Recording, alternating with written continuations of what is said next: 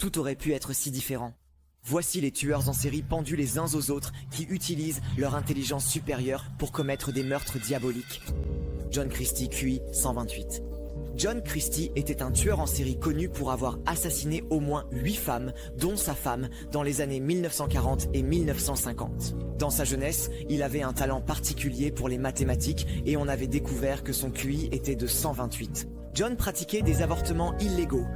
De jeunes femmes fragiles venaient le voir pour un avortement mais n'en ressortaient jamais vivantes. Il enfermait les femmes quelque part, les empoisonnait au gaz et les laissait mourir. Quant aux cadavres, il les gardait dans son jardin, sous le plancher de sa maison ou dans la cuisine secrète de sa demeure. Même si la maison du crime a été démolie, les meurtres qu'il y a commis n'ont jamais été oubliés. Le meurtre le plus connu fut celui de la famille Evans. Barry Evans, son mari Timothy Evans et leur fille d'1 an étaient devenus les voisins de John. 1 an plus tard, la mère et la fille ont été assassinées et on a fait croire que Timothy Evans avait commis le meurtre. Il a organisé de faux aveux pour Timothy Evans, âgé de 24 ans. En 1953, justice fut rendue et John fut arrêté et exécuté. Ted Bundy, QE 136. Ted Bundy était l'un des tueurs en série les plus terrifiants et les plus notoires de tous les temps. Dans les années 1970, il a parcouru 7 États et a ôté la vie à de nombreuses jeunes filles et femmes. Bien qu'il ait nié tous les meurtres pendant longtemps, il a ensuite avoué en avoir commis 30. Diplômé avec mention du département de psychologie de l'Université de Washington, Ted est ensuite entré à l'Université de l'Utah grâce aux recommandations de nombreux professeurs. Le QI de Ted a été mesuré à 136. Mais bien sûr, il n'a pas utilisé son intelligence à bon escient.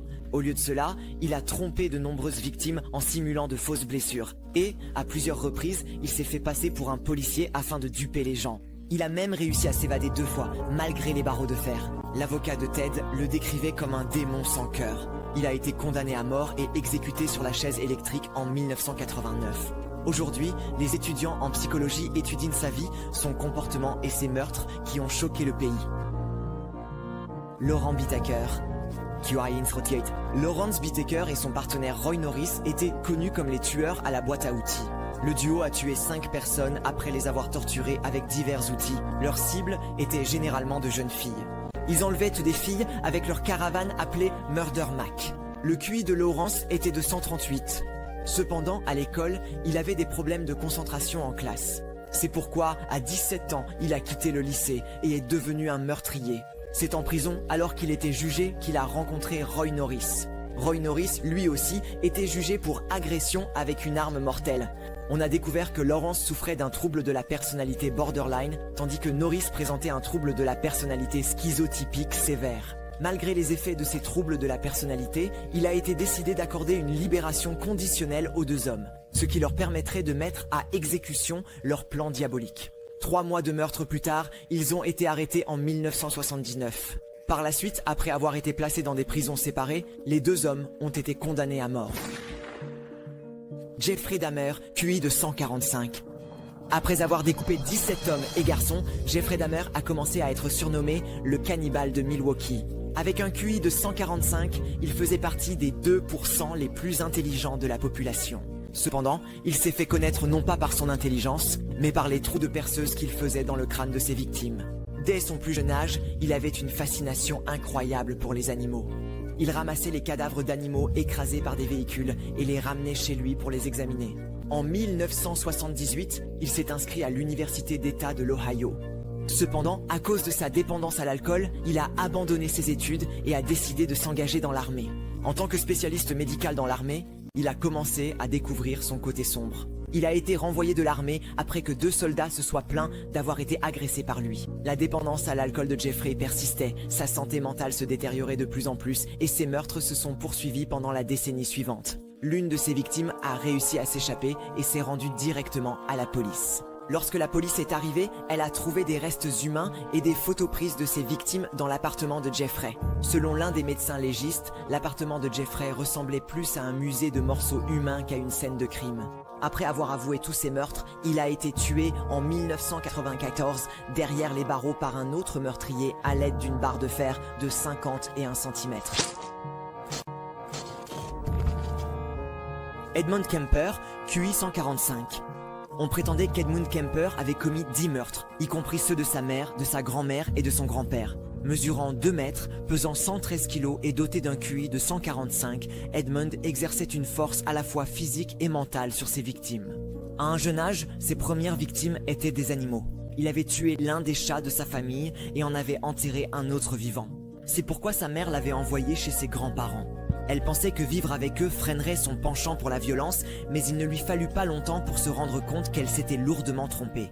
À l'âge de 15 ans, Edmund a tiré sur sa grand-mère, puis sur son grand-père à la suite d'une dispute. Il a été interné dans un hôpital psychiatrique en raison de sa schizophrénie paranoïde. Grâce à son QI élevé, Edmund a facilement manipulé les professionnels de santé pour être libéré plus tôt. Entre mai 1972 et février 1973, il a tué au moins 6 autostoppeuses connues. L'une de ses dernières victimes fut sa propre mère. Après l'avoir frappée avec un marteau, il a séparé sa tête de son corps. Ensuite, il a invité l'ami de sa mère chez lui et l'a également étranglée. Le lendemain, il a lui-même appelé la police pour avouer son crime. Ceux qui sont à l'écran sont visibles. Andrew Cunanan, QI 147.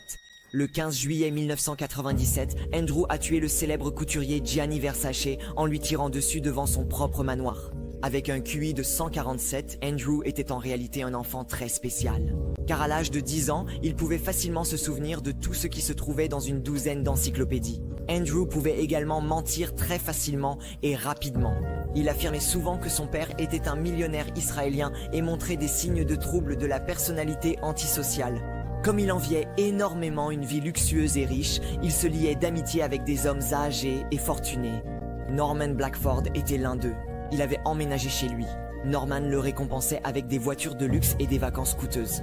Finalement, Norman en eut assez et le mit à la porte de chez lui. C'était un coup dur pour son ego et cela l'a conduit à commettre 5 meurtres. Gianni Versace et l'homme d'affaires fortuné Lee Micklin faisaient partie de ses victimes.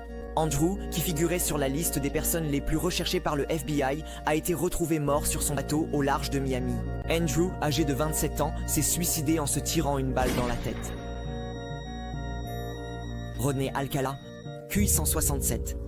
On dit que le tueur en série Rodney Alcala a un QI compris entre 167 et 170.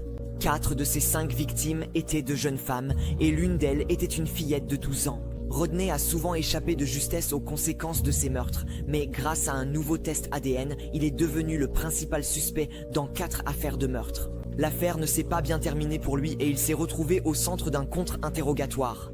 Par la suite, il a été condamné à la prison à vie. Avant d'être arrêté, alors qu'il continuait à commettre des meurtres, Rodney avait postulé à une émission télévisée sur le mariage. Là-bas, Rodney a été mis en relation avec une femme, mais celle-ci l'a trouvé très étrange et l'a donc rejeté.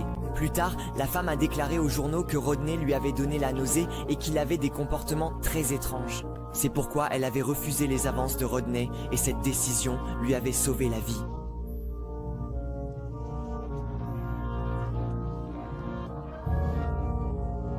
J'espère que vous avez apprécié cette vidéo dans laquelle j'ai rassemblé les tueurs en série les plus intelligents du monde, certains étant même plus intelligents que des génies comme Stephen Hawking ou Albert Einstein. Vous pouvez vous abonner gratuitement à ma chaîne et aimer ma vidéo. Prenez soin de vous et à bientôt.